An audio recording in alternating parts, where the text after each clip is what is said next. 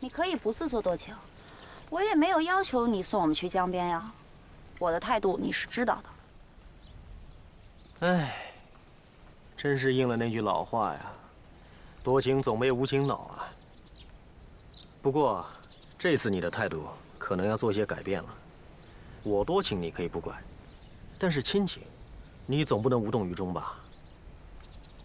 亲情，什么意思？谁的亲情？现在是你的，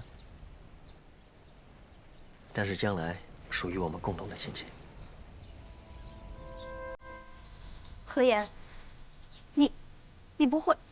我当然会。你遇到事情来找我，我是有求必应。可是6、7年过去了，我在感情上始终是生不如死，你却总是见死不救。没办法，我只能向你的老父亲，我的恩师洪将军求救了。我请他做我的媒人，这也算是名正言顺吧。他是不会同意的。没错，当初我的担心和你是一样的。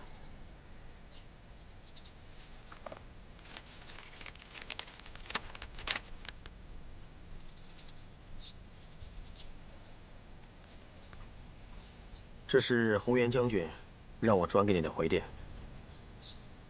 大敌当前，限定终身，赶走倭寇，再拜夫妻。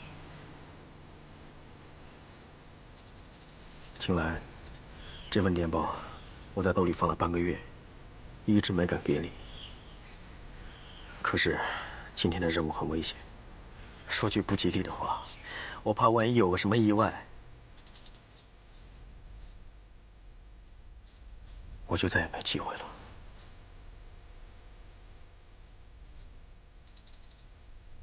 拜不拜夫妻，我不敢奢望。但如果能定个终身，哪怕只是你的一句承诺，我何言也死而无憾了。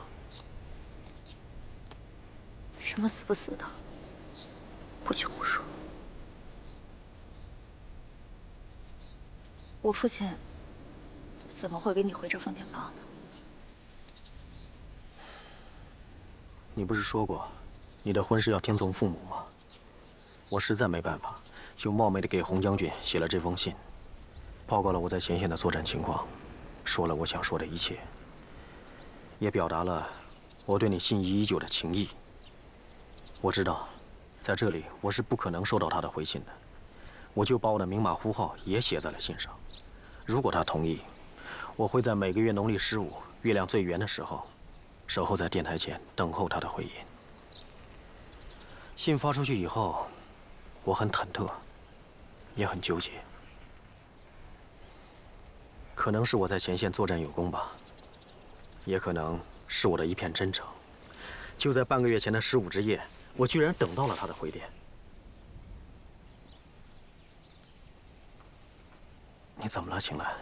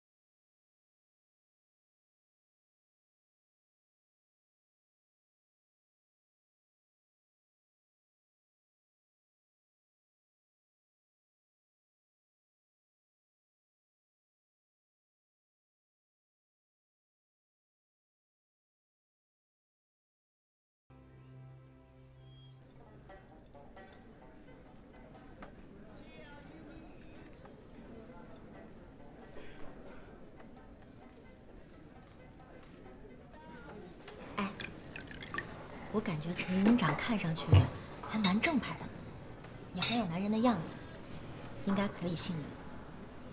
可我们还是要再等1小时，这1个小时感觉像1年。别急嘛，离天黑还要到7点呢，还有时间。再说，急也没有用。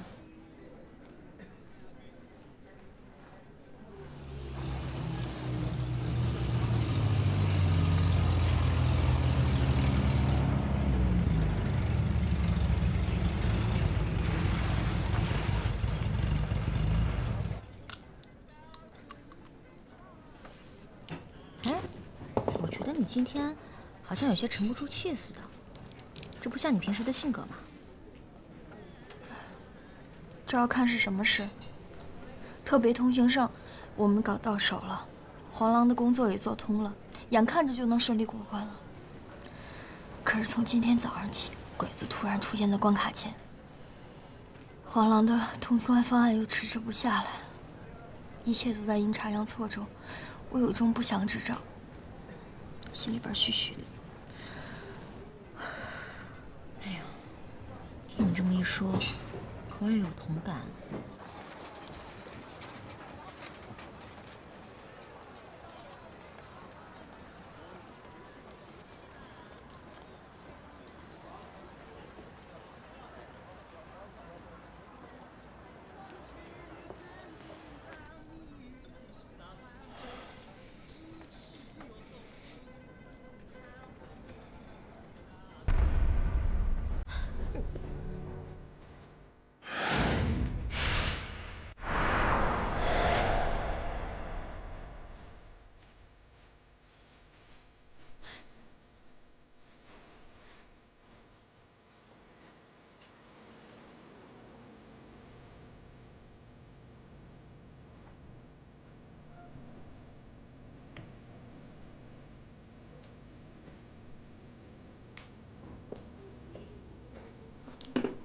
哎，哟，先生几位？啊，就1个人，给我找一个安静点的地方。好，这边请，这边请。哎，先生，您看这张桌子啊，这个地方够安静。来，您坐，您坐。先生要喝点什么？给我来个浓酒。好的，您稍等。这简直就是众里寻他千百度，蓦然回首，那人却在灯火阑珊处。这是梦境，还是我赤北极的运气？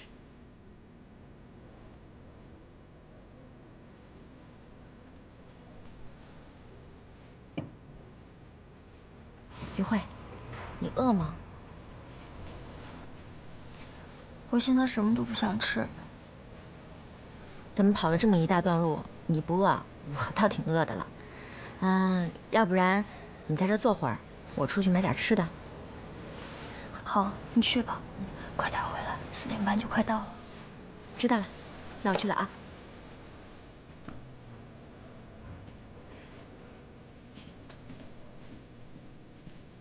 来哟，先生，您的茶。满意。我有东西落在车上了，去取一下。这里。啊，好的好的，您请自便，请自便。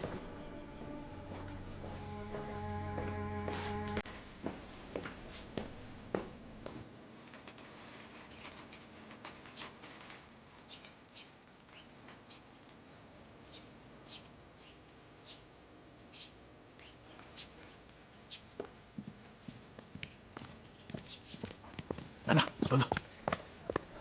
你怎么会在这里？时间紧迫，先不说那些没用的话。如此巧合，也只能用天意来解释了。我也不问你到底是不是来夺船的。谁来夺船了？你先别问，听我把话说完。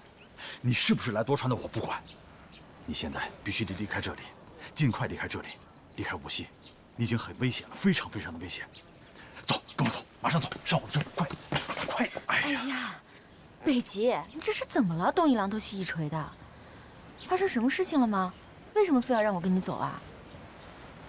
我不走，还有我的事情呢。楠楠，你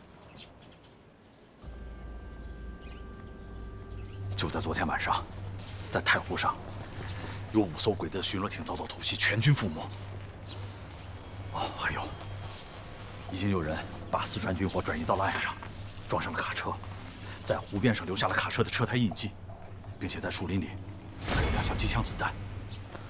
随后，这些卡车就直奔许书馆而来。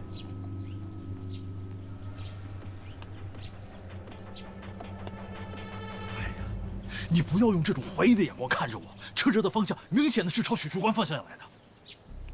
目的地就是过许书馆，直奔长江边，你知道吗？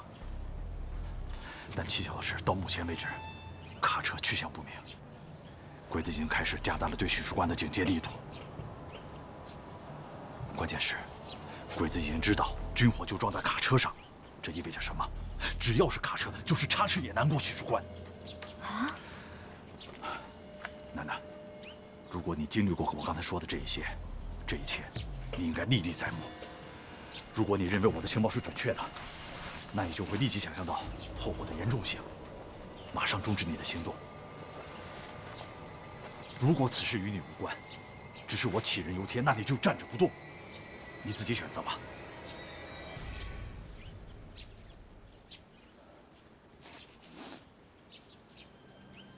天哪，这才几个小时的事情啊，他怎么知道的一清二楚？情况如此紧急，我应该立即就回去报告。可我这要是一走，以前我在他面前所说的善意的谎言，可就全穿帮了。北极熊啊，每次见面你都让我万般难堪，你这不是在将我的军吗？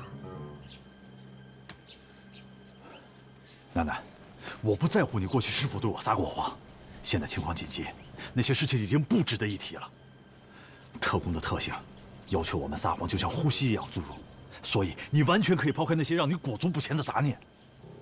如果你参与了多传，你当务之急考虑的不是在我面前有无脸面，而是你应该立即离开这里，抛开你们将要做的一切。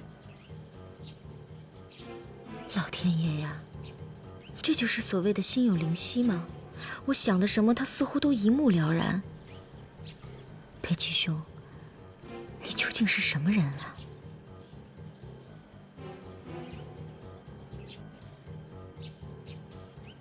眼神是谎言的天敌，你的眼神已经透露了你内心的真实。你看似心如止水，却早已心急如焚。楠楠，不要再犹豫了，不能再耽误了。走，跟我走，快走啊！你走啊！哎，楠楠，你北极兄，你说的一切都对，我只想问你一句话：你这些情报是哪来的？哎呀，楠楠，你又在问这一点没有含金量的问题了。难道你忘了我的身份吗？我是无锡地下交通站情报员，难道要把我的情报系统向你说个明白吗？好，我可以告诉你一个更加危险的消息：太阳黑子已经全面爆发，始作俑者就是日军驻沪特高2科科长南沼云子。说什么？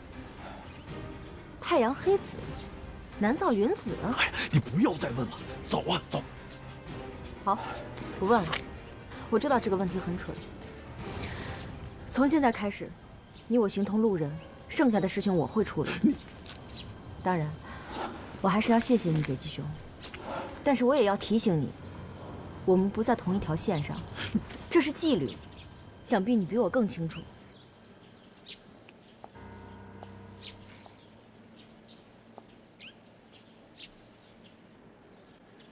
北极兄，别在意我的谎言。现在应该离开的是你，保重。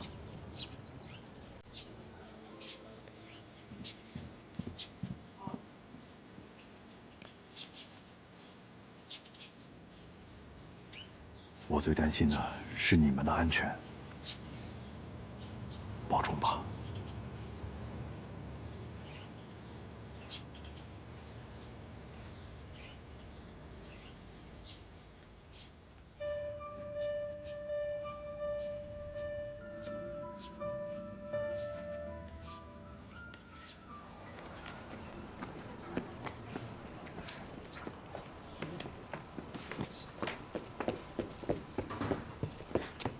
楠楠，你去哪儿了？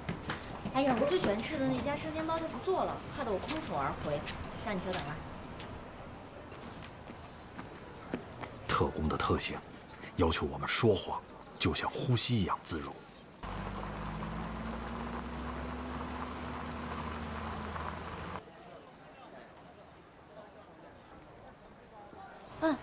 想什么呢？咱们别在这儿等了，还是回陈营长那儿去。要等去那儿等。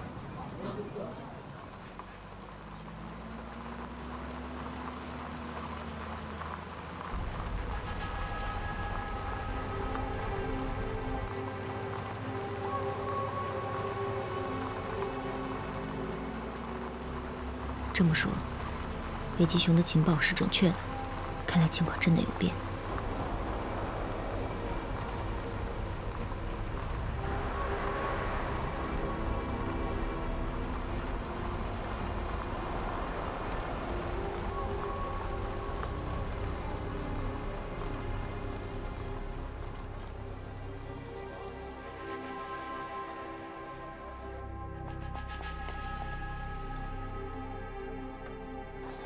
楠楠，我没骗你吧？这回你不听我的，也得听了。想过关，是不可能了。真要感谢这3车鬼子兵及时开过来助我一臂之力，马上离开这里，我的楠楠。这是怎么回事啊？看来我们的行动已经被敌人发现了，我们要赶紧报告指导员去。你怎么就确认是被敌人发现了？刚才我买小点心的时候就觉得情况有点不太对，就像你说的，有点不祥之兆。哎呀，反正情况有变，我们还是赶紧走。去哪儿？找指导员去。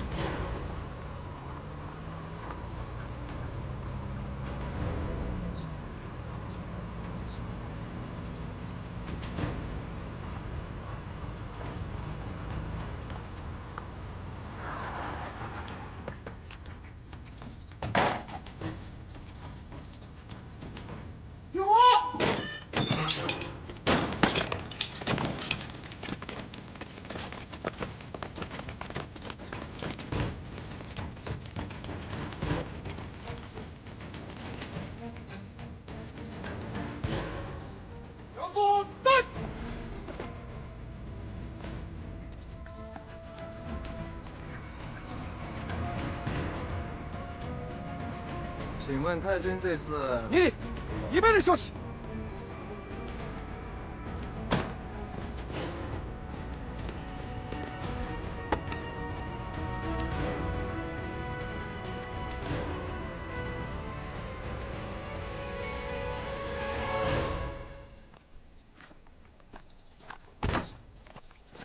扩张部下，驻湖市山区488联队614中队中队长王必万率部抵达徐州关，前去训话。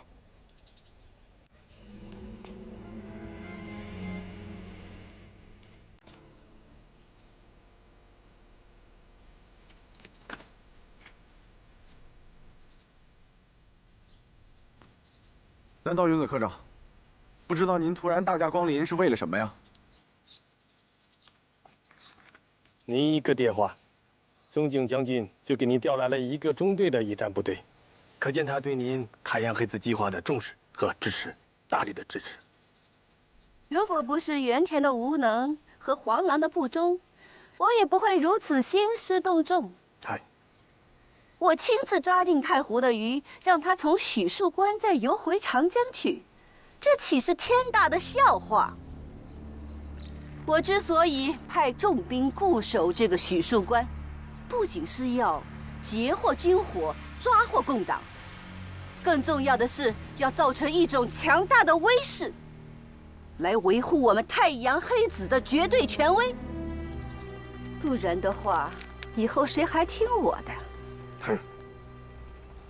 命令部队立即占领特务营，全面接管许树关防务。先把他控制起来。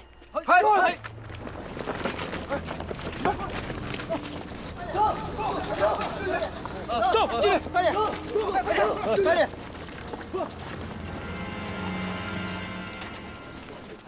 南道云子科长，您这是什么意思啊？就是这意思。完毕完，徐庶官就归你管了。太，记住，你直接归我指挥，宪兵队无权干涉你的指挥军务，有任何情况直接电话向我汇报。完毕完，你明白？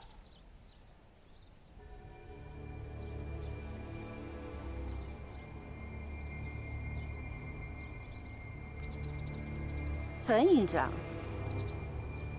昨晚共军在太湖上转移军火，重创了皇军和你们警备队的几艘巡逻艇。原本应该带队夜巡的黄司令，却跑到了你们许树关来，这是为什么？不仅他来了，据推测，满载共军军火的卡车也往你们许树关来了。这可真的是太巧了，我觉得很奇怪。你觉得奇怪吗？科长，您说的我都听不明白。你是不明白，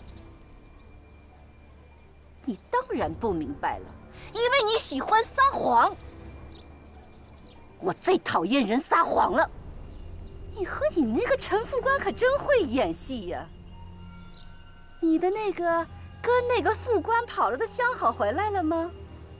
他什么时候回来，你什么时候自由？科长，科长，你听我解释，这私奔的事是个误会。科长，你听我解释，科长。让他把夜访警备司令的情况说清楚，我再决定如何处置他。要是黄狼敢来闹事，你可以自行处置。科长阁下，我的权力有多大？凡是对大日本皇军不忠的中国人，你有无上的权利，可抓可杀，可焚尸灭迹，就这么简单。嗨，完毕完毕，明白。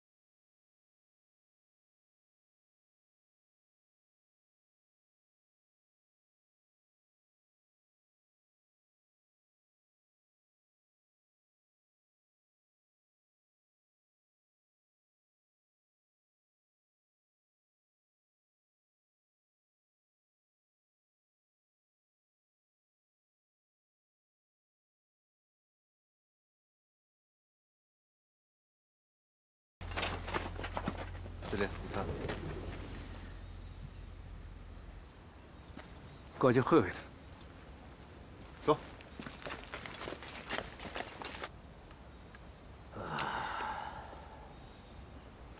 南诏云子又发火了，要不然我不会到这来看地形的。院长，下面这条路从7号标地通往许树关的必经之路，如果我们在这儿设防，共军的车辆绝对无法通过。过不去？没错，看过地图，绝对过不去。过不去就麻烦了。黄龙，那个王八蛋会找我麻烦的。什么？黄龙？黄司令要找你麻烦？我得说了吗？我要找他算账的干活。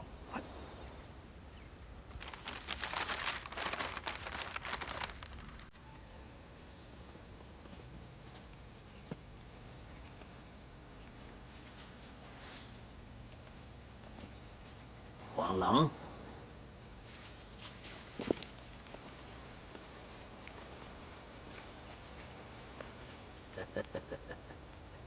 黄司令，你的怎么到这来了？本司令是特地专门来看看袁天队长的。哦，看我的干活。你的是到叙述官来巡视特务营的吧？嗯？看你怎么理解了。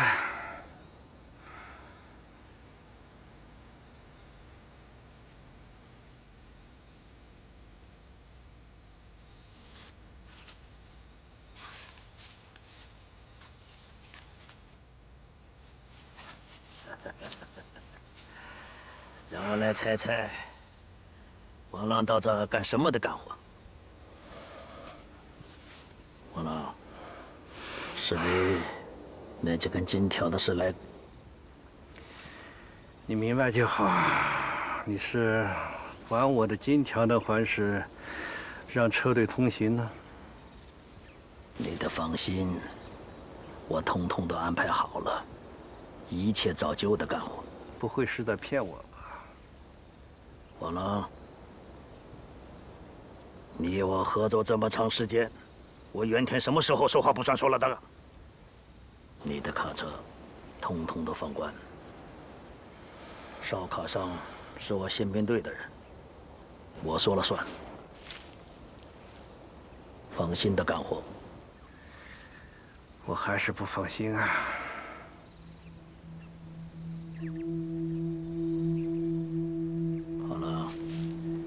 你是不是听到什么了？你是从太湖码头那边过来的，难道你不比我更明白吗？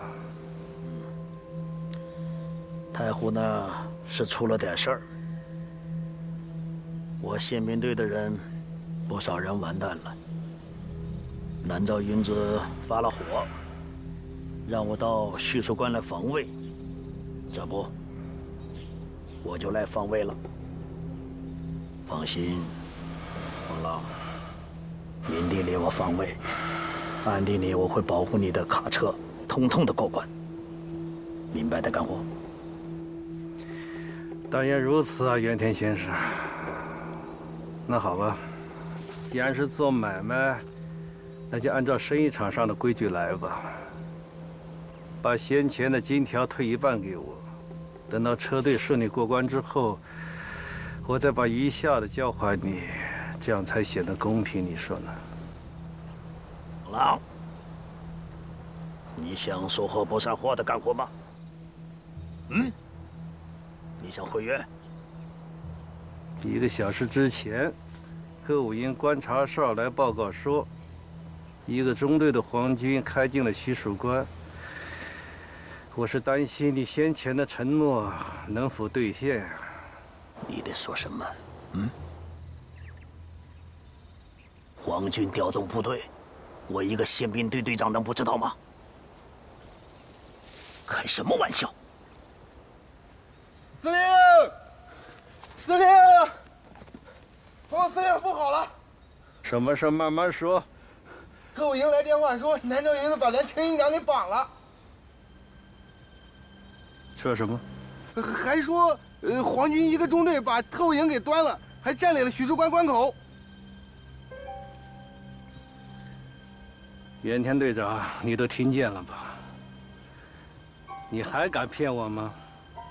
你的，把刚才说的，再给我重新说一遍的干活。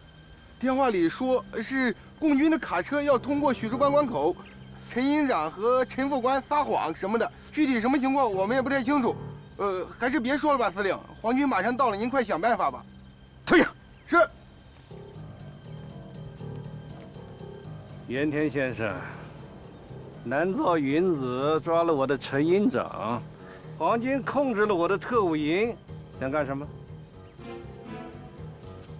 陈营长是我的拜把子弟兄，今天不把这事解释清楚了，恐怕……王司令，我用你们中国人的一句话对你说：我要是知道的话，我就是你的孙子。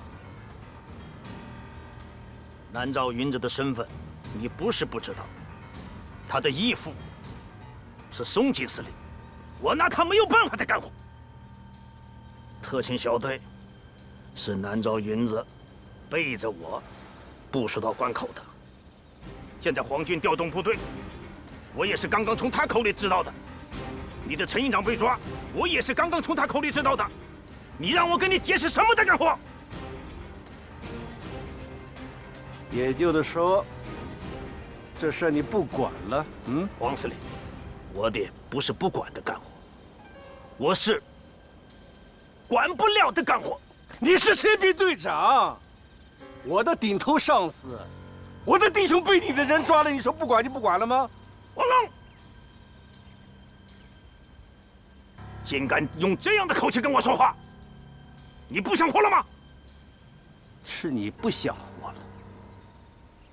好啊，你知道自己的身份吗？你就是我们日本皇军的一条狗。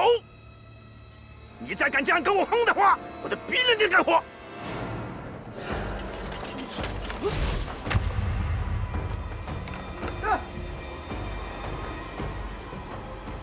你敢骂我？我当兵几十年，还没人敢骂过我。来人，绑起来！是。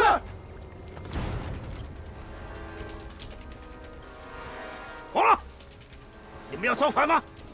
这是我们特勤小队的驻地，想一想，你们统统的跑不了这干活。你糊弄谁呀？啊！特勤小队被南诏云子派到徐属关去了，你当我傻？司令，事闹大了怎么收场啊？怎么收场？就这么收场。南诏云子的做法就是冲着我来的，我还不明白吗？原田，我告诉你，事已至此，我一不做二不休。我要用你跟我的陈营长做交换，事成了倒也算了，要是事不成的话，我要你脑袋。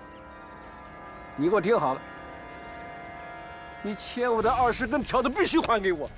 你要是不还的话，我在你脑袋里装20个子弹，你信不信？押去。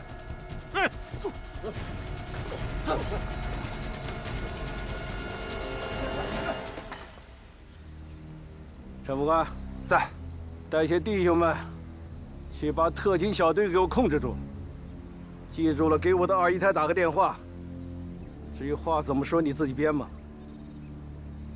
还有，通知一下于小姐，她肯定不知道此地发生的情况。是。我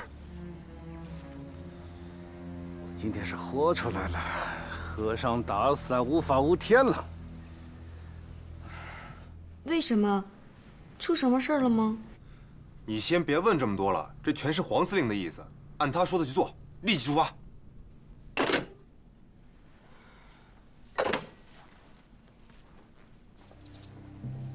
上尉阁下，宪兵队小队长鸠山正在执行徐属关关口守卫任务。488联队914中队中队长完毕完，奉命全面接管徐属关，请多指教。嘿，上尉阁下，南诏云子科长已经在电话里边命令我全面配合，完毕完阁下的工作。嗨。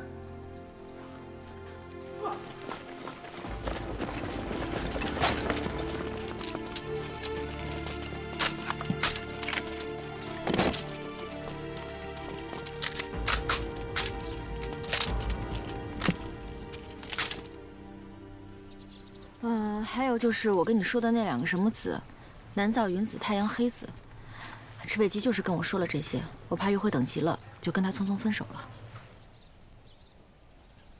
南诏云子，我在上海的时候就对他早有耳闻。原来是这个女人在跟我们作对。可是这个太阳黑子，我从来没听说过。那你怎么不向小池打听清楚这个计划的内容到底是什么？你这个情况下，你还管他鱼会在哪儿啊？孰轻孰重，你搞不清？其实池北吉早就跟我说过太阳黑子。啊？你回部队后，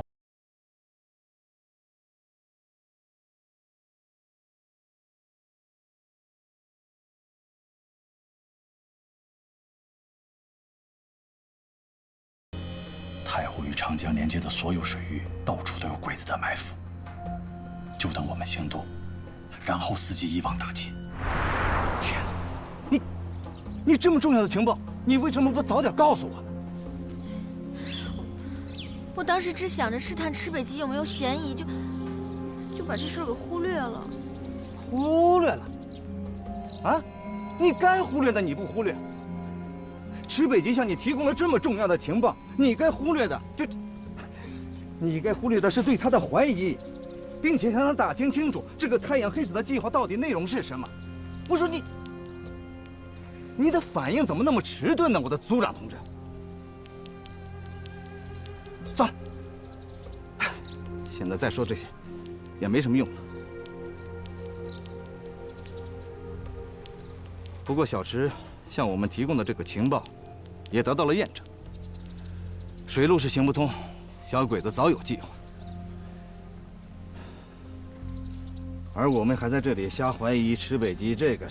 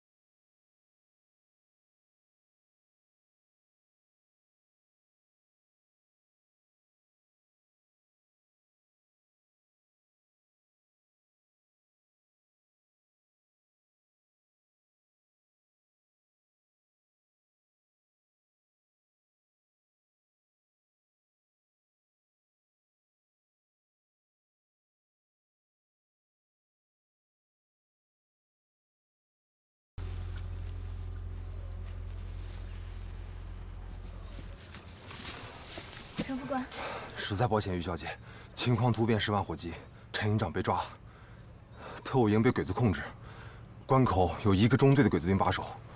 黄司令特意让我来告诉你们，我们帮不了你们了，实在抱歉，请你们立即撤离。怎么会突然变成这种局面？陈副官，你清楚吗？到现在连黄司令都没搞清楚，我3言2句就更说不清了。总之，现在过关比登天还难。这位应该就是陈副官吧？这位是我们老大，专门负责药材车的阿月。你好，现在情况到底怎么回事啊？是这样，黄司令已经把袁天抓起来了。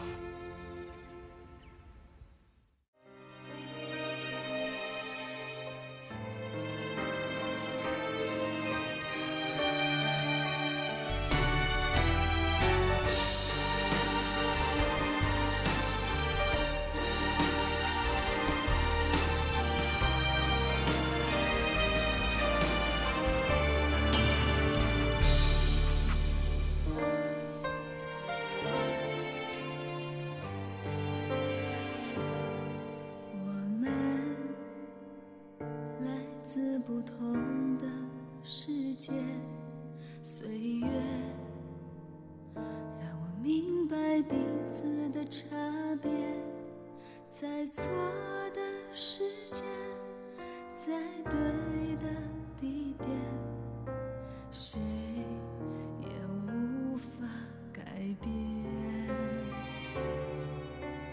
风没听到我在哭泣，雨焦虑，剩下的只有各自都是你，最后孤身远去。我不想哭，我不能再继续把我的爱丢弃在无尽黑夜里，任挚爱摇曳，看花儿凋零，似锦流年，弹指逝去。我不想哭，我不愿再驻足，曲折的爱会成就更多幸福。我会坚强，我会领悟，离去是美丽人生最完美